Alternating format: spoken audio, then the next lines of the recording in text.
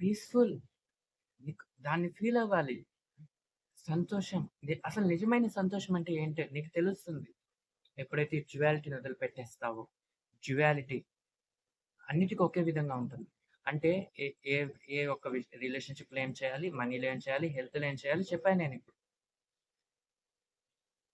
అసలు డ్యుయాలిటీ అంటే ఏంటి? దేన్ని వదిలిపెట్టేస్తే నాకు కావాల్సిందొస్తుంది.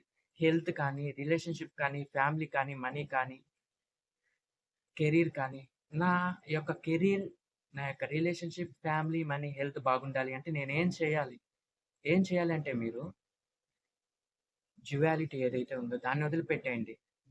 Positive, negative, correct or wrong, masculine, feminine, past, future ఈ యొక్క డ్యుయాలిటీని వదిలిపెట్టేయండి. నీకు కావాల్సిన హెల్త్ నీకొస్తుంది. రిలేషన్‌షిప్ నీకొస్తుంది. మనీ నీకొస్తుంది. నీకు కావాల్సిన మనీ, కెరీర్ నీకొస్తుంది. ఫ్యామిలీ నీకు వస్తుంది. హ్యాపీగా ఉండటం జరుగుతుంది. పీస్‌ఫుల్‌గా ఉండటం జరుగుతుంది. డ్యుయాలిటీని వదిలిపెట్టినప్పుడు. Right? Thank you. Thank you so much.